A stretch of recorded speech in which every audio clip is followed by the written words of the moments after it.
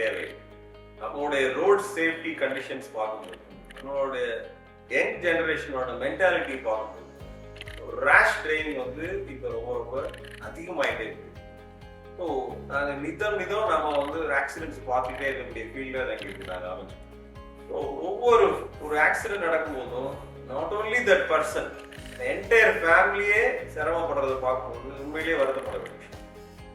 So உதாரணத்துக்கு ஒரு young boy சொல்கிறேன், ஒரு 18 வயசு பையன் தான், அவனுக்கு லைசன்ஸ் கிடைச்சிருக்கான்னு கூட தெரியல.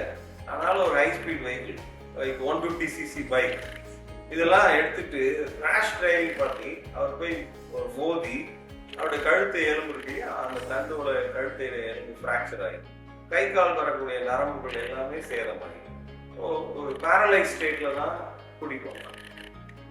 லக்கிலி உடனே எங்களுக்கு அந்த பேஷண்ட்க்கு ஒரு டேக்குள்ளேயே அது சர்ஜரி பண்ணி அந்த எலும்புகளை பழைய நிலைக்கு கொண்டு வந்து நரம்புகள் அழுத்தம் இல்லாம கொஞ்சம் சர்ஜரி பண்ண முடிஞ்சதுனால கிராஜுவலி ரெக்கவர்.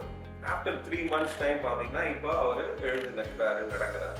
ஸோ அந்த பெயின்ஃபுல் ப்ராசஸ் பாருங்க, ஒரு சின்ன ஒரு ப்ளஷருக்காக ஃபாஸ்டாக ஓட்டணும் அப்படிங்கிற ஒரு ப்ளஷருக்காக அவரோட லைஃப்பும் பாதிச்சிருச்சு, அந்த என்டையர் ஃபேமிலியுமே அவங்கள சார்ந்து இவர் காப்பாற்ற வேண்டிய ஒரு ஸ்டேஜுக்கு போக வேண்டியது, இவரை காப்பாற்றுறதுக்கு அந்த என்டையர் ஃபேமிலியே ஒர்க் பண்ணுற ஒரு situation, all because of the pleasure of driving.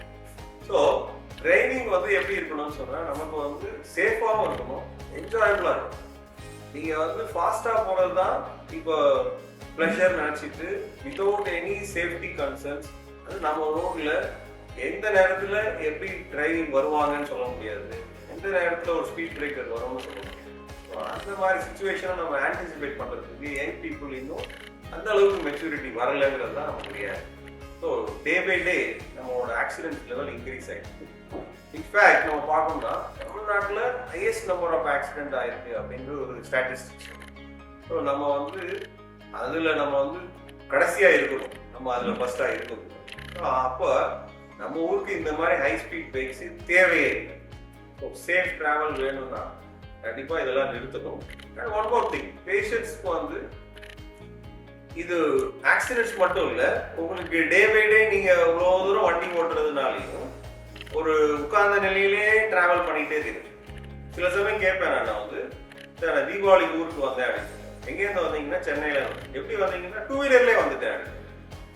So இது not only for small distance travel, இப்போ லாங் டிஸ்டன்ஸ் டிராவலும் பண்ணுறாங்க.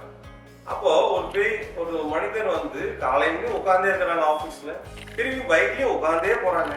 ஸோ அப்போ அந்த டிஸ்க்குங்கிறது உங்கள் வண்டியில் இருக்கிற டிஸ்க்கு கேட்டு போனால் பதறீங்க, உங்கள் உடம்புல இருக்கிற டிஸ்க் கேட்டு போகுங்கிறது ஏன் தோண மாட்டேங்க. ஸோ உட்கார்ந்து நிலையிலேயே நீங்கள் ட்ராவல் பண்ணுறது ஏதோ கம்ஃபர்ட் நினைக்காதீங்க, அதுவும் டேஞ்சர் தான்.